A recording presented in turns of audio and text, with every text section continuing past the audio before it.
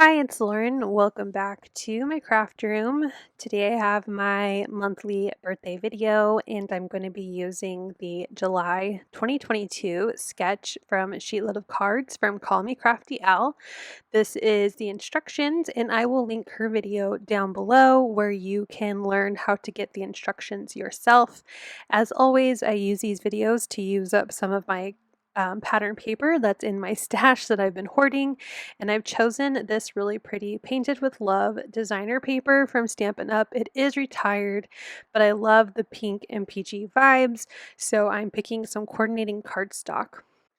I've also brought out my speech bubble dies because I'm not sure which one I want to use yet for my card. And I grabbed all of my unicorn stamps from Fawn. I have Unicorn Picnic, the birthday unicorn, and as well as this tiny little 2x3 unicorn. I forget the name of it off the top of my head, but I only use Unicorn Picnic when I get to my final design. So I have cut everything to the directions from Crafty Al's sheet load, and I'm going to start gluing everything together. So I have that peach with the gold vibe, like painted watercolor looking cardstock for the background of my card. So I'm just going to use some sturdy glue. This is my Scotch tape runner that I use when I'm bulk making cards. And this month, the sketch gives you a total of 12 cards, which is perfect. I usually make 10 to keep in my stash, and then 2 I will send out for birthdays for the month. So I am placing my cut triangles onto this pink cardstock piece.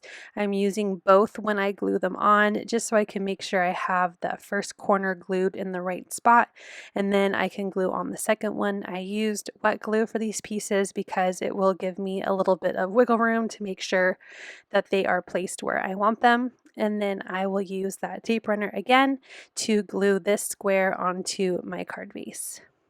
And that pretty much follows the sketch that Crafty Al made.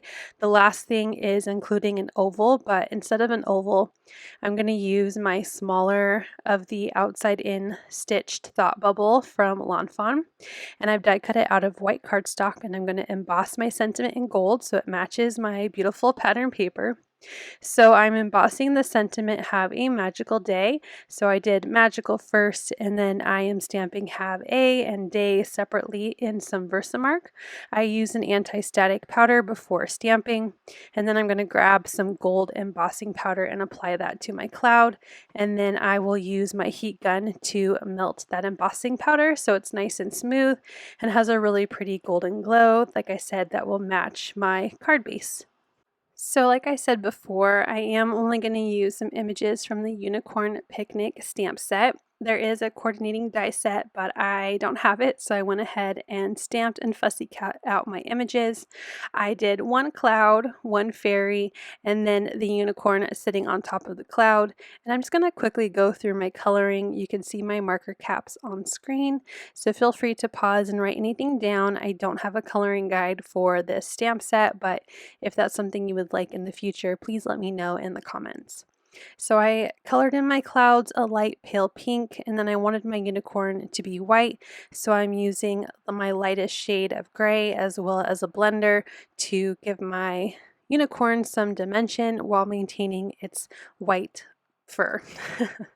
And then for its mane and tail, I'm going to use colors that I felt kind of best match the pattern paper. So I have a pink, a coral, and a purple color scheme for the unicorn's mane and tail. And then I'm also going to color in my fairy with the pink and purple as well. So just trying to be consistent in the color scheme for my card. I'm also going to color in my unicorn's little ear and cheek with a blush color, and later on I will remember to grab a gold gel pen to color in the unicorn's horn and hooves. I wanted to, again, to bring in as much of that gold throughout the card. So as I finish up my unicorn, I'm going to move over to my little fairy, which I'm not going to do any blending because it's so teensy tiny that I'm just coloring in with one shade of marker and then grabbing a light blue to color in the fairy's wings. I do like to use my white gel pen to add some highlights, so I am going to do that real quick to my unicorn, my clouds, and finally my little fairy. So now that the coloring for now is done, I can start adhering them all together, including my cloud sentiment to my card base. So I'm grabbing some thinner foam squares. They're just a little easier to mail, and I also, like I said, make 10 to keep in my stash that I can either sell or use as gifts, so I try not to make those kinds of cards too bulky. So I adhere my cloud sentiment down, and then I'm going to layer on my stamped images. So I'm going to start with the cloud that will go onto the bottom right, and I'm using a mixture of those foam squares and wet glue because it does overlap, so the wet glue will be adhering to the cloud. With my embossed sentiment, and I'm going to repeat that same process for the unicorn on the cloud. So again, adding those foam squares where it will touch the card base, and then wet glue where it will overlap. Now it overlapped not as far as I thought it would on the clouds, so I'm going to add one more thin foam square. I'm just going to slide it in with my scissors. And finally, my little fairy, I'm just going to put one of those small foam squares behind her and attach her to the card. Now for some final touches, I want to add a little bit of my Snowflake glitter pops of color. So I'm just adding some little dots onto my two clouds. It's just going to add a little bit of sparkle and texture. And then I'm going to tap the back so those round out and they're not so Hershey Kiss looking. Here I grabbed my gold pen, like I said, so I could color in the horn and the hooves of my unicorn.